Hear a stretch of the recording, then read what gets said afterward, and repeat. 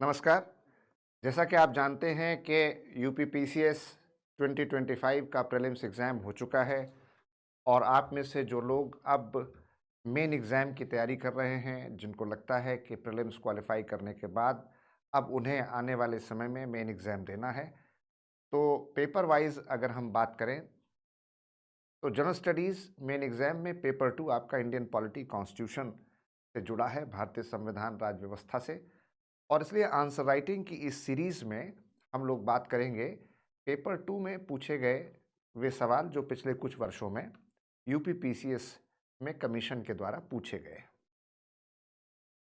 और जानने की कोशिश करेंगे कि एक अच्छा उत्तर लिखने की शैली क्या होती है, तरीका क्या होता है। हालांकि कोई मॉडल आंसर जैसा कोई फॉर्मेट नहीं होता, हर क्वेश्चन के हिसाब से आंसर की फॉर्मेटिंग अलग-अलग करनी पड़ती है। दूसरी बात यह है कि answer writing is an art as well as it is a science. उत्तर लेखन एक कला भी है, एक विज्ञान भी।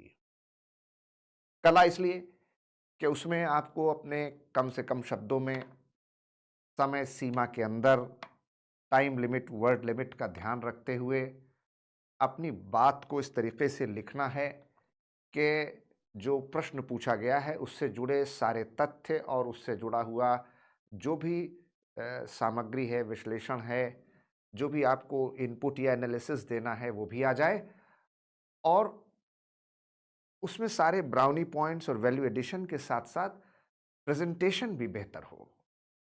उसमें डायग्राम्स अगर बन सकते हैं तो ज़रूर बनाए जाएं, टैबुलेशन हो सकता है, टेबल्स बनाई जा सकती हैं तो वो भी बनाए जाएं, कहीं कहीं पिक्टोग्राफिक या रिप्रेजेंटेटिव सिंबॉलिक तरीके से उसमें प्रतीकात्मक संकेतों के माध्यम से, चित्रों के माध्यम से, वेन डायग्राम वगैरह के माध्यम से अगर हम कुछ लिख पढ़ सकते हैं, बता सकते हैं तो ज़रूर करना चाहिए। इससे हमारे आंसर में क्वालिटी आ जाती है, वैल्यू एडिशन हो जाता है। And one picture, one diagram is worth 1000 words. तो जब हम एक चित्र, एक रेखा के द्वारा प्रदर्शन करते हैं, तालिका बनाते हैं, टेबल बनाते हैं, तो हमारे उत्तर की गुणवत्ता बढ़ जाती है। हम थोड़ा लोगों से, दूसरे अपने साथी प्रतियोगियों से थोड़ा सा अलग हो जाते हैं और इसलिए हमें ध्यान रखना होगा कि जब भी सवाल पूछा जाए तो पहले ध्यान से, बहुत गौर से, एकाग्रता से प्रश्न को बारीकी से पढ़िए और पढ़ते समय कोई जल्दबाजी मत कीजिए। Don't run in haste. धीरे धीरे एक एक शब्द, एक एक वाक्य जो उसमें दिए गए उसको पढ़िए और फिर पढ़ने के बाद करीब करीब 1 मिनट, 1.5 मिनट अपने दिमाग में आंख बंद करके उस प्रश्न का क्या प्रारूप होना चाहिए, क्या फॉर्मेट होना चाहिए, इसको जरा सोचिए। कुछ अगर इंपॉर्टेंट पॉइंट आपके उस क्वेश्चन से जुड़ी हुई आपके दिमाग में उस समय आ रही हैं, उसको रफ पेपर पे लिख लीजिए कि इन बातों को मुझे अपने आंसर में कहीं ना कहीं इनकॉर्पोरेट करना है, लिखना है। और जब आप आज से आंसर राइटिंग की कोशिश शुरू करेंगे तो आप महीना 2 महीना बीतते बीतते इस स्थिति पे, इस स्तर पर आएंगे कि आपको लगेगा कि हाँ, मेरे उत्तर की गुणवत्ता बढ़ रही है, उसमें क्वालिटी और वैल्यू एडिशन हो रहा है, उसका प्रेजेंटेशन बेहतर हो रहा है। और तब आप देखेंगे कि 3 महीने बाद जब आप उसी सब्जेक्ट पर 20वां 25वां क्वेश्चन लिख रहे होंगे और पहले क्वेश्चन जो आपने लिखा था उसके साथ जब आप कंपेयर और एनालिसिस करेंगे तो आप पाएंगे कि पहले की तुलना में 25वां सवाल जो आपने लिखा वो कहीं ज्यादा बेहतर लिखा। Practice makes a man perfect. आज ही से, अभी से कोशिश कीजिए कि जनरल स्टडीज के जितने पेपर यूपीपीसीएस में आते हैं उन सारे पेपर से कम आप सारे पीवाईक्यूज निकाल करके हर पेपर से 5 question, minimum 5 questions per day writing practice जरूर करेंगे। और सिर्फ राइटिंग प्रैक्टिस ही नहीं करेंगे, बल्कि राइटिंग प्रैक्टिस करते समय 3-4 चीजों का ख्याल रखेंगे। नंबर 1, जब आप घर पे, ऑफिस में जहाँ आप पढ़ने जाते हैं वहाँ पर, कोचिंग इंस्टीट्यूट में, लाइब्रेरी में, जहाँ भी आप बैठ करके पढ़ते हैं, लिखते हैं, आप तय कर लीजिए कि मुझे यूपी पीसीएस के मेन एग्जाम के लिए पर डे पीवाईक्यू से हर क्वेश्चन पेपर का कम से कम 5 सवाल हर साल जो पूछा गया है जरूर लिखना है। आंसर राइटिंग की प्रैक्टिस करनी है। दूसरा, जब आप आंसर राइटिंग लिखने के लिए बैठें तो घड़ी में समय नोट करें। कितने बजे आप बैठे उसको आप नोट करके समय डाल दें। Time must be mentioned. कितने देर में आपने क्वेश्चन को लिखकर पूरा किया, उस समय फिर टाइम डाल दें। कितना टोटल टाइम एक क्वेश्चन को लिखने में लगा, उसको भी एक जगह लिख दें। फिर एक ही सिटिंग में पूरा आंसर लिखें। यानी कि अभी थोड़ा आंसर लिखा, फिर टहलने घूमने लगे, फिर कुछ पढ़ने लिखने लगे, फिर कुछ वीडियो देखने लगे, फिर कहीं कुछ यूट्यूब चैनल पे चले गए, कहीं सोशल मीडिया करने लगे, फिर आकर के थोड़ा आंसर लिखे। ऐसा नहीं करना है। तीसरी बात कि जब आप आंसर लिख रहे हैं उस दौरान कोई रेफरेंस मटेरियल, कोई सब्जेक्ट, कोई कंटेक्स्ट, कोई बुक, कोई आंसर राइटिंग, कोई रजिस्टर, कोई कॉपी बीच में कंसल्ट नहीं करनी है, चेक नहीं करना है, देखना नहीं है कि इसमें से उतार कर देख करके आप कुछ बेहतर लिख दें। चौथी बात, लिखना शुरू कर दीजिए बजाय इसके सोचे, बगैर इसके सोचे कि मैं तो अभी लिख नहीं पा रहा हूं, अच्छा नहीं लिख पा रहा हूं, या मेरे आंसर्स की क्वालिटी अच्छी नहीं है, या अभी इस लायक नहीं है कि मैं अच्छा आंसर लिख पाऊंगा, या अच्छा आंसर लिखने के लिए कोई मुझे ट्रेन करे, गाइड करे, मेंटोर करे, तभी मैं, जब तक मुझे कोई बिना गुरु, बिना शिक्षक, बिना बताए हुए मैं कैसे करूंगा। आप एकलव्य की तरह साधना की। गुरु द्रोणाचार्य को अपने मन में साकार कर लीजिए और बस परिश्रम, पुरुषार्थ, साधना, एकाग्रचित्त होकर के अपने लक्ष्य का अनुसंधान कीजिए। और मत से अनुसंधान करना है। मत से अनुसंधान का मतलब अर्जुन की तरह एकाग्रचित्त साधना में आकर के मछली की आंख में तीर मारना है, बिना इधर उधर लक्ष्य से भटके हुए। तो आपके इस आंसर लिखने की प्रक्रिया को थोड़ा सरल, सुविधाजनक और आसान बनाने के लिए हम वैद ICS लखनऊ के द्वारा एक आंसर राइटिंग की सीरीज शुरू कर चुके हैं, जिसमें कि आपको हर पेपर 1, 2, 3, 4, 5, 6 जो यूपी पीसीएस के मेन एग्जाम के 6 पेपर हैं, उनमें पिछले सालों में जो सवाल पूछे गए हैं, उनमें जो सवाल हमारे अलग अलग सब्जेक्ट एक्सपर्ट्स या फैकल्टी मेंबर्स हैं, वो आपको अलग अलग वीडियोस में आंसर राइटिंग करके बताएंगे कि आपको एक अच्छा उत्तर कैसे लिखना चाहिए।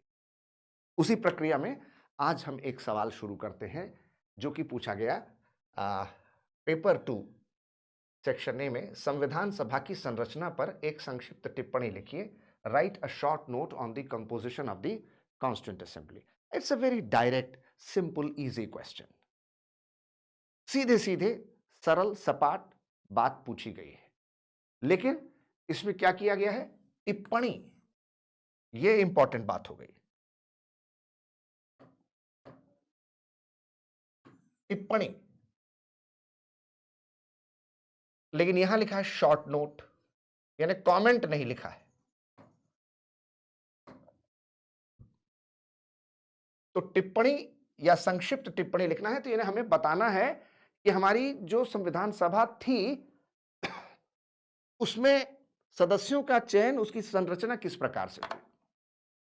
How are constituent assembly was formed. तो जैसा कि आप जानते हैं कि हमारे कॉन्स्टिट्यूएंट असेंबली में टोटल 389 मेंबर्स थे। कुल 389 सदस्य थे, और ये जो 389 सदस्य थे ये 3 तरीके से लिए गए, जिसमें के 292 मेंबर्स जो थे वो सीधे सीधे लिए गए प्रोविंशियल लेजिस्लेटिव असेंबलीज, प्रांतीय विधानसभाओं से, और जो 93 मेंबर्स थे वे देशी राज्य रजवाड़े और रियासतों, प्रिंसली स्टेट्स के रिप्रेजेंटेटिव थे, उनके प्रतिनिधि थे, और जो 4 मेंबर्स थे वो चीफ कमिश्नर प्रोविंस के थे, मुख्य आयुक्त प्रांत। और इस तरीके से हमारे टोटल 389 सदस्य थे जो संविधान सभा में आए। लेकिन इन सदस्यों का जो संख्या का निर्धारण हुआ था वो इस बात पर हुआ था कि उस समय जो ब्रिटिश भारत में प्रांत थे, उन प्रांतों में जो जनसंख्या निवास कर रही थी, उस जनसंख्या में निवास करने वाले प्रति 10 लाख की जनसंख्या पर एक मेंबर तय किया गया था। और इस तरह से प्रति 10 लाख की जनसंख्या पर एक मेंबर आएगा तो टोटल भारत में कितने मेंबर हमारी कॉन्स्टिट्यूएंट असेंबली में हो जाएंगे? 389 मेंबर हो जाएंगे। साथ ही यह भी तय किया गया कि हमारे संविधान सभा में जो हमारे देश में उस समय की मौजूद 8 माइनॉरिटीज थी, 8 अल्पसंख्यक थे, उन सबका रिप्रेजेंटेशन, उन सबका प्रतिनिधित्व भी सुनिश्चित किया जाए। और इस तरीके से 36% सीट्स हमारी कॉन्स्टिट्यूएंट असेंबली में माइनॉरिटीज के लिए आरक्षित की गई थी ताकि उनका प्रतिनिधित्व सुनिश्चित किया जा सके, जिसमें नेपाली के लिए 1, सिख के लिए 5, पारसी के लिए 3, क्रिश्चियन के लिए 7, एंग्लो इंडियन के लिए 3, एसटी के लिए 5, एससी के लिए 33, मुस्लिम्स के लिए 31 और महिलाओं के लिए 12। इस तरीके से एक समावेशी, एक इंक्लूसिव कॉन्स्टिट्यूएंट असेंबली बनाने की कोशिश की गई थी। और ये जो हमारी कॉन्स्टिट्यूएंट असेंबली थी, ये एक पार्टली इलेक्टेड और पार्टली नॉमिनेटेड, आंशिक रूप से निर्वाचित और आंशिक रूप से नामित संस्था थी, जिसमें कि 292 मेंबर्स, 292 सदस्य प्रांतीय विधानसभा के सदस्यों के द्वारा चुने गए थे, प्रोविंशियल लेजिस्लेटिव असेंबलीज। 93 मेंबर्स ये देशी राजे रजवाड़े और रियासतों के प्रतिनिधि थे, प्रिंसली स्टेट्स। और उस समय का जो ब्रिटिश प्रांत में चीफ कमिश्नर प्रोविंस हुआ करता था, 5 ऐसे चीफ कमिश्नर प्रोविंस थे, भोपाल, अजमेर, कूच बिहार, कूर्ग, इनको मिलाकर के बिलासपुर, ये जो हमारे मुख्य आयुक्त प्रांत थे, चीफ कमिश्नर प्रोविंस, वहां से 4 मेंबर्स ब्रिटिशर्स ने नॉमिनेट किए थे। और इस तरीके से हमारे संविधान सभा में आंशिक रूप से, अप्रत्यक्ष रूप से निर्वाचित और नामित सदस्य थे 8 अल्पसंख्यक समुदाय, 36% कुल सीटें इनके लिए आरक्षित की गई थी ताकि हमारा संविधान सभा का एक सर्वसमावेशी और आनुपातिक प्रतिनिधित्व बना रहे। देश में सभी सामाजिक धार्मिक वर्गों का संविधान सभा में प्रतिनिधित्व हो, और इस आधार पर हमारे संविधान सभा का निर्माण हुआ। अब इन बातों को लिखने के लिए जरूरी है कि आपको संविधान सभा के विषय में ये सारी जानकारी होनी चाहिए। इसी के साथ साथ आपको यह भी समझना पड़ेगा कि 3 जून 1947 ये वो तारीख है जब हमारे देश में पहली बार ब्रिटिश सरकार ने आधिकारिक तौर पर यह स्वीकार किया कि भारत और पाकिस्तान का बंटवारा किया जाएगा। और चूंकि भारत और पाकिस्तान का बंटवारा किया जाएगा, और इसलिए भारत की संविधान सभा के भी 2 हिस्से होंगे, एक भारत की संविधान सभा और एक पाकिस्तान की संविधान सभा। और इस लिहाज से 3 जून 1947, जिसको हम माउंटबेटन प्लान या माउंटबेटन योजना कहते हैं, उसके तहत हमारी संविधान सभा का भी बंटवारा करने की घोषणा कर दी गई और हमारे देश का भी बंटवारा करने की आधिकारिक तौर पर official acceptance, official declaration 3 June 1947 known as Mountbatten plan, Mountbatten योजना में तो 90 सीट्स माइनस हो गई, जो कि पाकिस्तान की संविधान सभा में चली गई। और इस तरीके से हमारे संविधान सभा में सदस्यों की कुल संख्या घटकर 299 रह गई। अब जब आप भारत के संविधान के बारे में पढ़ते हैं, संविधान का निर्माण कैसे हुआ, संविधान के निर्माण के समय परिस्थितियां क्या थीं, किस तरीके की देश में जो आज़ादी के ठीक पहले हालात थे, सांप्रदायिक तनाव बढ़ रहा था, भारत पाकिस्तान की मांग को लेकर के विभाजन की स्थितियां बहुत गहरे तरीके से, बहुत भीषण रूप लेती लेती जा रही थी और डायरेक्ट एक्शन डे हो चुका था। कैबिनेट मिशन का जो प्लान था उसके तहत ये कॉन्स्टिट्यूंट असेंबली बनी। ये सारी बातें आपको लिखना पड़ेगा और इसके लिए आपको अपने दिमाग में पहले आंसर की एक फॉर्मेटिंग, एक रूपरेखा तैयार करनी पड़ेगी। तो सबसे पहले तो आपको क्या करना है कि संविधान सभा में कितने सदस्य कहां-कहां से लिए गए। दूसरा, संविधान सभा में सदस्यों की संख्या का आधार क्या था? 10 लाख की जनसंख्या पर एक सदस्य। तीसरा, संविधान सभा में उस समय के देश के अल्पसंख्यक 8 समुदायों में से कुल मिलाकर 36% सीटें आरक्षित की गई थी। इसके अलावा हमारा संविधान माउंटबेटन प्लान के तहत 2 हिस्सों में बांटने की घोषणा की गई, देश का बंटवारा और संविधान सभा का बंटवारा। 90 सदस्य पाकिस्तान में चले गए और इसलिए हमारी संविधान सभा के सीटों की संख्या घटकर 299 हो गई और अंततः आप ये लिखेंगे कि ये जो कैबिनेट मिशन प्लान के तहत संविधान सभा के गठन का योजना को अमली जामा पहनाया गया था, जिस तरीके से कैबिनेट मिशन प्लान के तहत हमारे संविधान सभा को बनाने की प्रक्रिया शुरू हुई थी, उसके आधार पर यह सब काम शुरू हुआ। क्योंकि ये सब बातें अगर आप विस्तार से लिखेंगे तो आपके शब्द सीमा और समय सीमा दोनों का उल्लंघन हो जाएगा।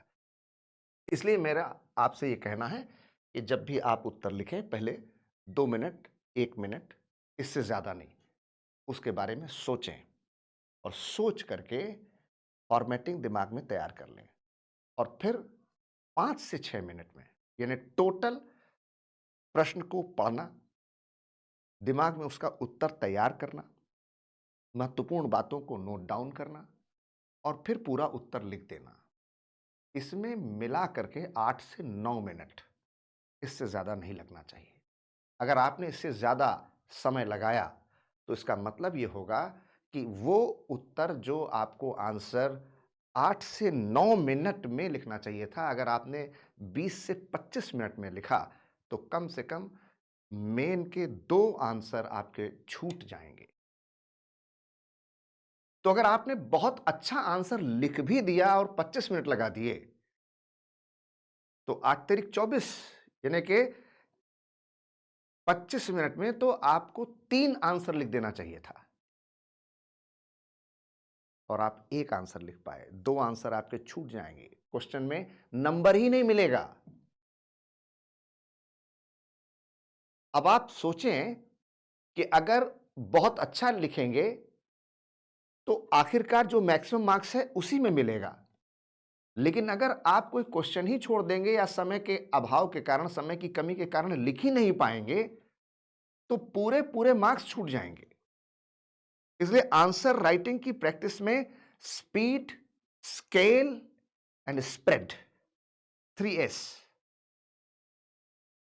Quality, content and presentation, QCP, 3S and QCP, ये 6 फैक्टर्स बहुत इंपॉर्टेंट होते हैं और ये 6 फैक्टर्स ओवरनाइट, रातों रात नहीं आते, इसको लर्न करना पड़ता है, सीखना पड़ता है, अभ्यास करना पड़ता है।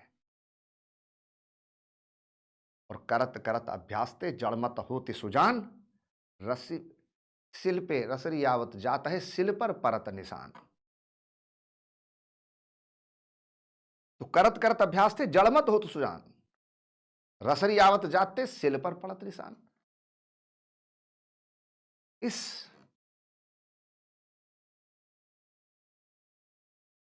प्रखर पुरुषार्थ, परिश्रम और प्रयास से आपको अपने मुख्य परीक्षा में सिविल सेवा के लिए उत्तर लेखन की तैयारी करना चाहिए।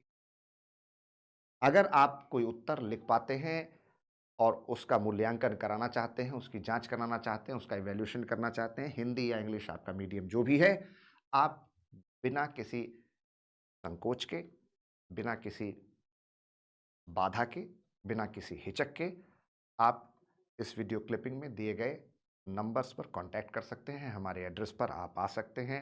आप व्हाट्सएप या कोई मैसेज भेज सकते हैं, मेल कर सकते हैं, टेलीग्राम कर सकते हैं और हम आपका आंसर इवैल्यूएट करके आपके मार्क्स तय करेंगे, आपको बताएंगे और हम आंसर राइटिंग का जो सेशन शुरू करने जा रहे हैं उसमें आपको गाइड करेंगे।